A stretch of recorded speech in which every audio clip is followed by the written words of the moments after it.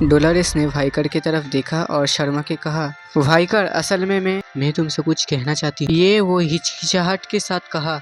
वाइकर ने हैरान होकर पूछा, सच में? मैं? एक मिनट। वाइकर ने कुछ देख के कहा, प्लीज तुम जहाँ पे खड़े हो वहाँ पे ही खड़े रहो। प्रेसिडेंट। डोलारेस मन ही मन सोचा, वो क्यों मेरे इतनी करीब आ रहा है? मैं तो अभी भी उसे कुछ नहीं कहा। उसके बाद वाइकर ने एक शांत नजाकत के साथ उसकी तरफ हाथ बढ़ाया। धीरे धीरे खुद का हाथ डोलारेस के कान के पीछे लेकर गया। डोलारेस मन ही मन सोचा, ये वो क्या करने जा रहा है? इसके बाद वो खुद अपने हाथ से स्पाइडर और वो रेलिक को पकड़ा। वो अपने लाल ज्वाला से भरे नजरों से उन्हें देखा और कहा, तुम लोग यहाँ पे क्या कर रहे हो? ये विकृत मकड़ी यहाँ पे चल रहे सुंदर लोगों की तरफ नजर डाल रहा था ताकि वो सबका प्रशंसा कर सके। रेलिक ने कहा, पहले से ही अभिनय, इसका पनिशमेंट मैं तुम्हें रूम के अंदर जाके दूंगा।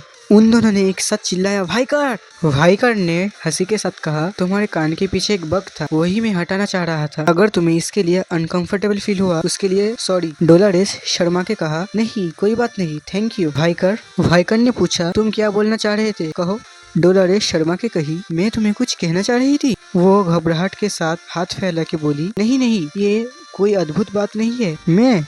मैं तुम्हें सिर्फ ये कहना चाहती थी, क्या तुम मॉक इन्वेस्टमेंट टूर्नामेंट में हिस्सा लोगे? मैं तुम्हें यही कहना चाहती थी। डोलारेस की अंतरात्मा कह उठी, ये तुम क्या करने जा रहे थे? संभल जाओ। आपका मतलब वो जो टूर्नामेंट होने वाला है? हाँ, मैंने पिगी और सिंक्लेयर के साथ एक क्लब बनाया है और हम आशा कर रहे हैं कि तुम हमारे क्लब में ज्वाइन करोगे। मैं इतना सुंदर ऑफर को सम्मान करता हूँ, लेकिन मुझे माफ करो, मेरे पास समय नहीं है क्योंकि मैं न्यूज़पेपर क्लब में ज्वाइन हूँ। मेरा ऐसा कोई प्लान नहीं है दूसरे क्लब में ज्वाइन करने का। डोलारेस कहा, ठीक है, मैं समझती हूँ। वाइकर ने कहा, ठीक है, तो मैं अब जा रहा हूँ। डोलारेस ने कहा, मैं तुम्हें बहुत देर से रोक रखा है ना? ये कह के वो दोनों जिस तरफ से आए थे वहाँ पे चले गए। अचानक वाइकर मुड़ा और डोलारेस को कहा, वो प्रेसिडेंट। तभी डोलारेस हैरान होके खड़ी हो गई। वाइकर ने कहा, मैं आपकी अच्छे भाग्य की कामना करता हूँ। डोलारेस शर्मा के कहा, थैंक यू। उसके बाद 2 हफ्ता बीत जाते हैं। वो तीनों एक रूम के अंदर घुसते हैं जिसमें बहुत सारा पैसा था। इसके लिए वो सब लोग आश्चर्य हो जाते हैं। पिगी ने हैरान होकर कहा, प्रेसिडेंट आप तो बहुत अद्भुत है, मैंने अपने पूरे जीवन में इतने सारा पैसा कभी भी नहीं देखा। सिंक्लियर ने कहा, मुझे विश्वास ही नहीं हो रहा, इतने कम समय में इतने सारे पैसे आ चुके हैं। इतना सारा पैसा देख के डोलारेस के मुंह से भी कोई शब्द नहीं निकला। डोलारेस मन ही मन सोचा, मैं पैसा कमाने का तरीका तो नाइट हाउंड ने सिखाया, मैंने नहीं सोचा था ये इतना इफेक्टिव होगा। 2 हफ्ते बाद नाइट हाउंड और डोलारेस का मुलाकात हुआ और नाइट हाउंड ने कहा, मैं तुम्हें पैसा कमाने का तरीका सिखाऊंगा। सबसे पहले बिजनेस वर्ल्ड में जाने वाले इन्वेस्टर्स में से 960 इन्वेस्टर को ढूंढना पड़ेगा। दूसरा, 480 लोगों को एक भविष्य पत्र लिखो जिसमें ओ मर्चेंट गिल्ड इन्वेस्टमेंट कल बढ़ जाएगा और बाकी 480 लोग को बोल दो वो कल गिर जाएगा। स्वाभाविक रूप से आधा प्रेडिक्शन सच होगा। जो लोग आपकी भविष्यवाणी विश्वास करते हैं उन्हें आधा आधा बांट लो। ये चीज 5 दिन दोहराओ जब तक न अंत के 30 लोग बच जाए। जो लोग गलत भविष्यवाणी विश्वास करेंगे, जब ऐसा होता है तब भले आप कुछ भी ना करें, वो हमें विश्वास करेंगे। अफवाह से आकर्षित होकर इन्वेस्टर लोग आपके लिए पैसे लाएंगे। वो लोग आश्चर्य होकर कहा, क्या ये ऑरिकल क्लब है? लगातार 5 प्रेडिक्शन सही था। वहाँ से कुछ लोग कहा, आप पूरा मेरा संपत्ति ले लो। और कुछ व्यक्ति ने कहा, मैं यहाँ पे अपना घर बेच के आया हूँ। असल में सिंडी ने जो कहा था वही सच हुआ। प्रारंभिक धन और निवेश निधि को इकट्ठा करो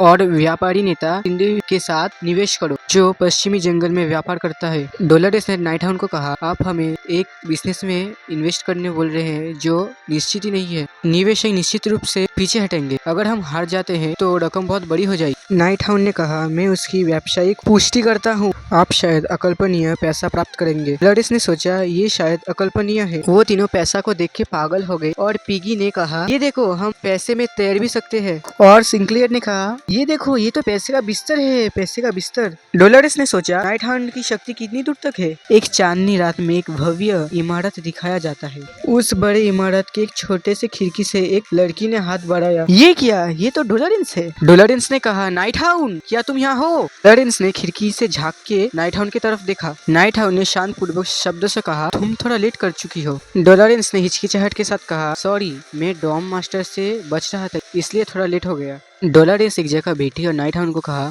क्या तुम्हें ये जगह ढूंढने में कोई परेशानी हुई? क्योंकि यहाँ पे हर बिल्डिंग एक ही तरह दिखता है इसलिए। नाइट हाउंड ने कहा, नहीं, मुझे कोई प्रॉब्लम नहीं हुआ। डोलारेंस मन ही मन सोचा, तुमने एक अज्ञात बिल्डिंग चुना और उसके रूफटॉप में इंतजार कर रहे थे। मुझे मत बताओ, क्या नाइट हाउन का एकेडमी से कोई संबंध है? क्या मुझे इस मिरर से नाइट हाउन का प्रतिबंध देखना चाहिए? इस मिरर की मदद से सच देखा जा सकता है। फिर उसने सोचा, वो खुद ब खुद मुझे एक दिन न एक दिन सच बताएगा। तभी नाइट हाउन ने पूछा, कैसा रहा? डोलारेंस वास्तव में आके कहा, ये बहुत बड़ी एक सफलता थी। मुझे पता नहीं था कि नाइट हाउन सिर्फ लड़ने में भी अच्छा था, साथ में उसे इन्वेस्टमेंट में भी समझ थी। नाइट हाउन ने पिलर के ऊपर खड़ा होकर कहा, डेसिव बैटल के पहले एक लास्ट स्टेज बाकी है। डोलारेंस ने कहा, जब आप फाइनल स्टेज करते हैं उसके बाद एक बॉक्स दिखाया जाता है। गुप्त बुर्जुआ फैमिली में घुसपैठ करने के लिए हमें एक अंदरूनी व्यक्ति की भर्ती करनी पड़ेगी। बुर्जुआ फैमिली में महत्वपूर्ण पद पे बैठा हुआ आदमी, फिर भी करेंट हेड के साथ मतभेद है। डोलारेंस ने कहा, आमतौर से कोई महत्वपूर्ण पद पे बैठा हुआ आदमी को अच्छा व्यवहार प्राप्त होता है। परिवार के हित के प्रति शत्रुता करना आसान नहीं होगा। क्या असल में ऐसा आदमी एग्जिस्ट करता है? अभी नाइट हाउन ने डोलारेंस की तरफ एक अखबार बढ़ाया। डोलारेंस ने अखबार लिया और नाइट हाउन ने कहा, यहाँ पे तुम्हारा क्वेश्चन का आंसर है। डोलारेंस अखबार को लिया और कहा, ये तो बहुत पुराना फाइनेंशियल न्यूज़पेपर है। उसके बाद डोलारेंस ने न्यूज़पेपर पढ़ना चालू किया। बुर्जुआ परिवार का अगला मुखिया कौन बनेगा? बुर्जुआ परिवार में भीषण संघर्ष हो रहा है। सबसे संभावित उत्तराधिकारी का बड़ा बेटा बार्थोलोमेओ जू बुर्जुआ। और हाँ, ये अचानक डोलारेंस की आंखों पे एक चमक आई। नाइट हाउन ने कहा, एक बार उन्होंने बुर्जुआ फैमिली का ताज लेने के लिए उन्हें टारगेट बनाया, लेकिन गेम ऑफ थ्रोन्स में सिल्वर मेडलिस्ट हुआ। वो वर्तमान में रॉयल मिंट की डायरेक्टर है। ये बुर्जुआ फैमिली का दूसरा बेटा डेमियन जू बुर्जुआ। राजनीतिक लड़ाई पे हारकर उनका परिवार में प्रभाव कुछ कमजोर है, लेकिन वो एक अंदरूनी आदमी के लिए सही होगा। उसके बाद डोलारेंस ने कहा, मैं उसके बारे में थोड़ी थोड़ी कुछ जानती हूँ। वो वही आदमी थे जिन्होंने सेकेंड राउंड में बुर्जुआ फैमिली को संभाला था। मुझे ये पता नहीं था कि वो प्रमुख के लिए लड़ेंगे। लेकिन तुम निर्देशक डोमियंस के साथ संपर्क कैसे बनाओगे? वो हो सकता है। तभी आसमान में बहुत सारे पटाखे फटने लगे और एक भव्य महल दिखाया गया जिसमें बहुत सारे गाड़ी आ रहे थे। दूसरी तरफ सीन शिफ्ट हुआ और हमें दिखाया गया एक व्हाइट ड्रेस पहन के एक लड़की निकली। उस आलीशान महल पे पार्टी हो रहा था जिसमें बहुत सारे लोग थे। दो लोग पार्टी का मजा ले रहे थे और एक लड़की ऊपर से देख रही थी और ये व्हाइट ड्रेस पहनी हुई डोलारेंस थी। और यहाँ पे ये चैप्टर एंड हो जाता है।